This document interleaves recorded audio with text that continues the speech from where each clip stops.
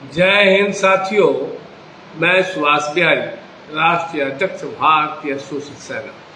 साथियों, अभी 2 दिन से देश में ककरोच पार्टी के नाम से तूफान युवाओं में, बेरोजगारों में एकता का प्रतीक दिख रहा है और सत्ता और शासन के खिलाफ आक्रोश दिख रहा है।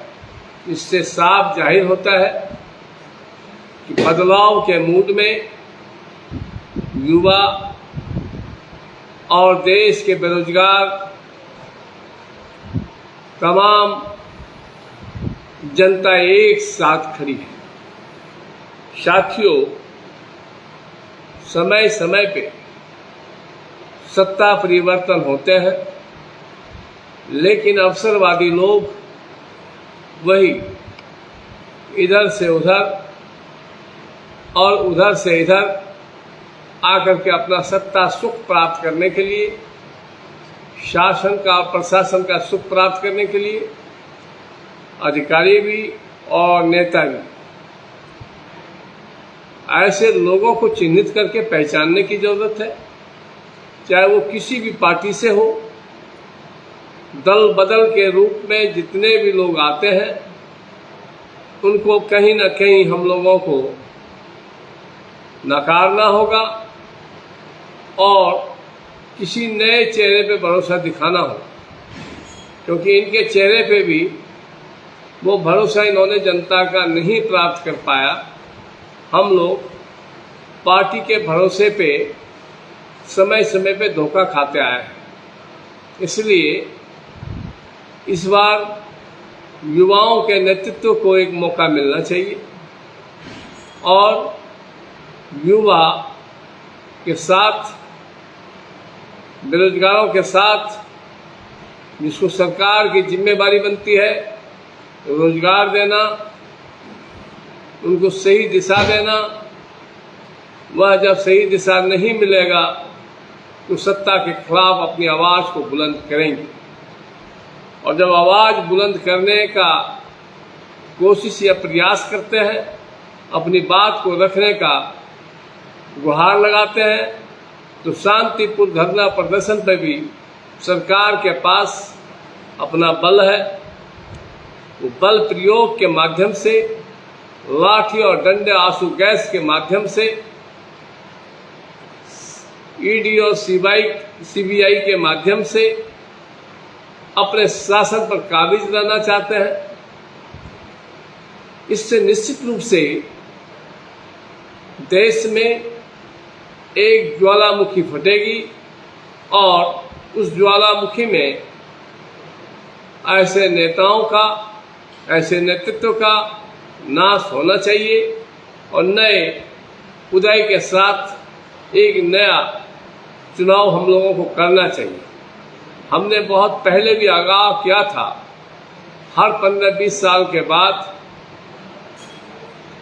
हमारे जयप्रकाश नारायण जी, दिनकर जी भी कहते थे कि सड़क जब सूनी हो जाए तो सत्ता सदन में लोग आवारा हो जाते हैं।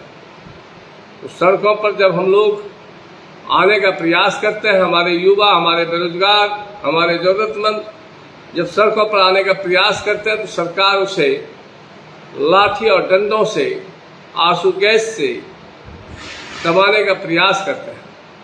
नेतृत्व करने वाले लोग अगर अपनी आवाज़ को बुलंद करने का प्रयास करते हैं तो ईडी और सीबीआई के माध्यम से उन्हें डराने का प्रयास करते हैं।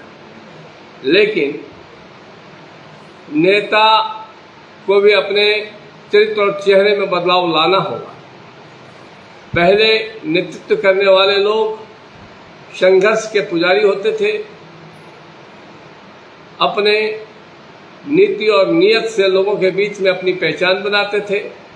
लेकिन आज किनके साथ ज़्यादा से ज़्यादा गाड़ियों का काफिला है, किनके साथ ज़्यादा से ज़्यादा भौकाल करने वाले लोग हैं, ऐसे लोगों को ही लोग बड़ा लीडर मानते हैं, तो देश तो निश्चित रूप से धोखा खाएगा।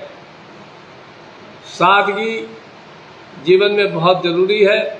और नेतृत्व करने वाले जो आपके हक और अधिकार की बात करें उसको चुनिए। जो आपके बीच में भोकाल बन करके आता है, ऐसे लोगों को नकारने की ज़रूरत है।